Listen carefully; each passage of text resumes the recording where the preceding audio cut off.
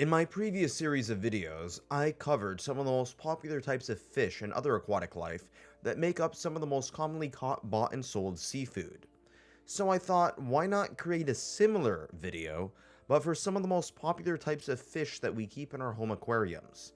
After all, freshwater fish as a collective are the third most popular pet in the world after cats and dogs. And while it is true that you cannot pet them like a cat or dog, they still have fascinating origin stories, oftentimes tracing back to ancient China. And to this day, they captivate people, swimming swiftly through their 3D worlds. And what better way to start off this subject than goldfish? Chances are, when you think about pet fish, an image of a goldfish pops up in your head. At least it does for me. And it's no surprise that these were one of the first domesticated pet fish in the world.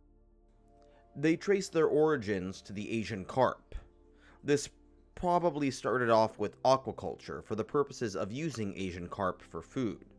At the end of the day, keeping fish for food was a matter of necessity, as humans needed nourishment and calories, whereas keeping fish for pleasure was clearly a hobby, so it made sense that the necessity came before the luxury item. Over the course of this process, over millennia, people would begin to take notice of how certain isolated populations of Asian carp would produce different colors and patterns.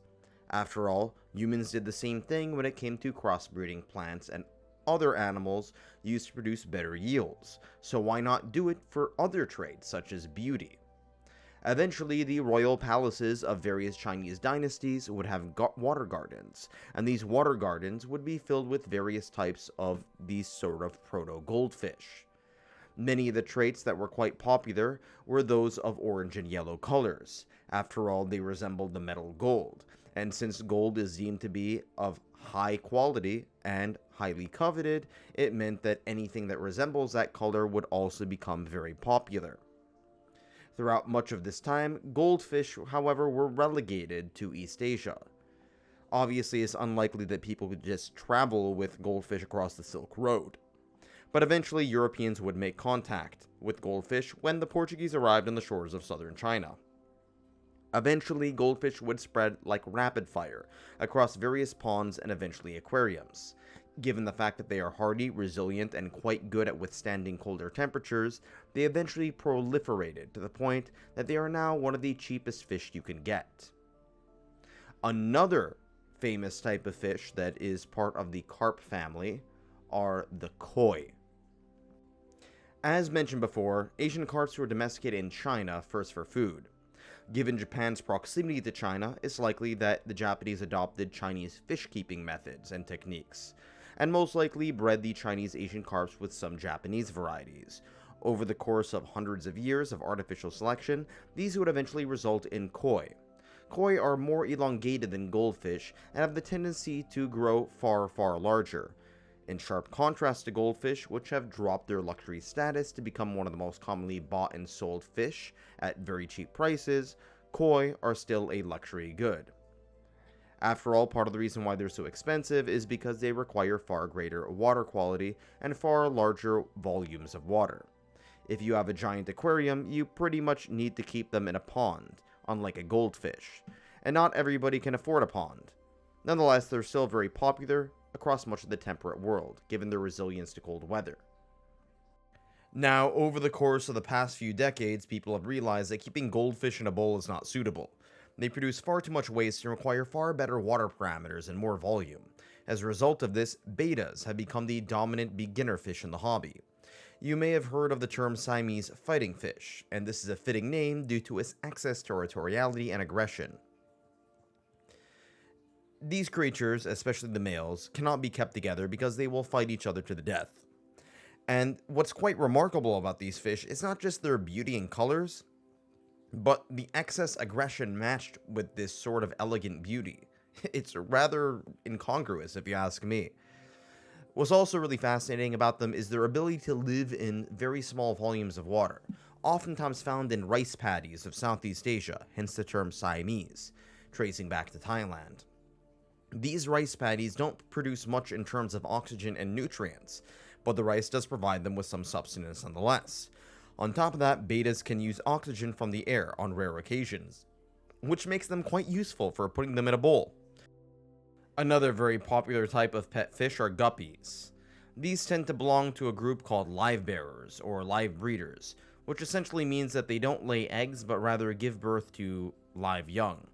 These guppies are famed for their color, their ability to breed like rabbits, and quite possibly are one of the easiest fish to breed in captivity. Their proliferation and ability to crossbreed in a variety of different colors has made them out to be one of the most affordable to purchase and easy to keep. On top of that, because they breed so easily, they become a very popular specimen in laboratories, particularly when it comes to genetics, ecology, and evolution. Only rivaled by zebrafish, and possibly rivaled by mollies, which are next on the list. These are another very popular live bearer in the hobby. They're very similar to guppies, but larger, and they are just as diverse in terms of their color. They're also really horny as well, so they produce a lot of babies, but what's so unique about them is that they are quite resilient to various levels of salinity. In the wild, they are usually found in brackish water, which is basically a level of saltiness between fresh and marine water. However, as a result of this, they can live in both freshwater tanks, brackish, and marine water tanks. If you want to transition from a freshwater tank to a marine water tank, you can always start out with mollies to cycle the tank. Moving on to another one that is my personal favorite, neon tetras. These are Amazonian fish native to, you guessed it, the Amazon River and other bodies of water within the Amazon rainforest basin. They are famed for their beautiful colors, oftentimes appearing in a combination of bright blue stripes with silver and red. The reason for this color pattern is that many bodies of water within the Amazon River system tend to be quite dark. The terminology is called black water. Now, black water isn't actually black, but is certainly darker. This is part due to the ionic strength of certain compounds within the water. On top of that, these black water bodies tend to have lower nutrition. Part of the reason why it has lower nutrition is because, well, the rainforest by and large is pretty nutrient deficient, contrary to popular belief. The constant precipitation flushes away a lot of nutrients, not only from the terrestrial soil, but also from the river systems. And for this reason, it's better to stick together in tough times and tough situations for these little fish. These colors are there predominantly to alert other neon tetras to school together. On top of that, the waters of the Amazon are fairly acidic. This doesn't mean that they taste lemony, it just means that they have a lower pH than your typical glass of drinking water. So, if you have these guys in the tank, make sure they are, one, in a large group, and two, you test your pH parameters. Next on the list is one that you probably have seen but not really been familiar with the name of, and those are plecos.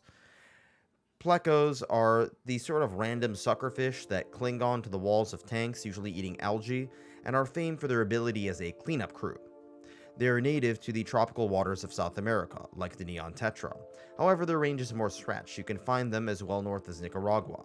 The most popular pleco is the common pleco, because apparently the aquarium hobby is not very original with naming. And like many popular pet fish, it's native to the Orinoco Basin, which resides in Venezuela, just north of the Amazon. Moving across the other side of the world, although halfway across, because some of these are actually found in South America, are cichlids. They are quite possibly the most diverse group of invertebrates on the planet. In evolutionary biology, there is a concept known as the species complex, which means that there are plenty of variations of, say, African cichlids that are very similar to each other, and oftentimes this makes it difficult to distinguish between which one is part of the same species. After all, there are so many variations of cichlids that it's very difficult to tell. Keep in mind that speciation is quite a murky process. It's not a set-in-stone categorization system. A species, by and large, is typically defined as a group of animals that can breed together and produce fertile offspring, although keep in mind this is far from a perfect definition. There may be a significant amount of genetic and phenotypic differences between two organisms that still are part of the same species, as they're still able to produce fertile offspring. But there are also other instances in which this isn't the case. There are even some instances in which two organisms look very similar to one another, but produce infertile offspring. Hence the confusion. Again, it's very complex and probably deserves another video on its own. But cichlids have nonetheless become some of the most popular specimens, not only by aquarists and hobbyists, but also by scientists in order to understand this genetic diversity. Another aspect about cichlids is that there are both South American cichlids and most famously African cichlids, namely from the African Great Lakes, one of the most massive giant freshwater systems in the world. Most of them no longer live in Lake Victoria, but Lake Malawi, which tends to be one of the most popular locations where you can see cichlids. One downside to cichlids is that they're very aggressive, and will pretty much kill anything that isn't a cichlid in the tank. That means other fish, invertebrates, plants, etc. They're cichlid supremacists. They're very, very racist.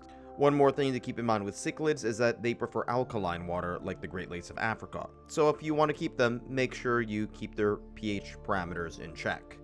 Speaking of cichlids, another type of fish that is technically a cichlid but actually belongs to the same genus is actually not considered a cichlid in the aquarium trade, at least for commercial purposes, and those are discus. These belong to the South American varieties of cichlids, which are by and large less aggressive. These guys are quite chill. You just have to keep in mind that they're really expensive and are very tolerant of high temperatures. Next on the list is one that is not chill, Oscars. These are closely related to other types of cichlids. In fact, they're still technically cichlids. They have giant mouths and are basically giant machines of death for just about anything in your tank that can fit in its mouth. They require large tanks, so if you buy a little Oscar baby, make sure you have a plan for an upgrade. Next on the list is a lot friendlier. These are freshwater angels. Like many of the fish named in this video, these trace their origins to the Amazon River and the Orinoco Basin of Venezuela. Like discus, these have more of a, let's just say, friendlier, slender appearance and personality. They're quite long in terms of their height and very narrow in terms of their width. They're more lateral, if you want to use that term, or thin in normal person terms. And the reason for this is that they've evolved in this way so that they can move around many of the reeds of the bodies of water of the Orinoco River systems, ponds, and lakes. So it makes sense that you're thin in order to maneuver around a lot of reeds and grasses. They also tend to be closely related to cichlids, but are nowhere near as mean. In fact, these guys, if anything, are way too nice, and you should avoid putting them with any aggressive or semi-aggressive fish, as they'll most likely nip their fins. And there you have it. That's my video of some of the most popular types of aquarium fish and their origins. If there's any that I missed, and there are plenty, please tell me. Thanks for watching.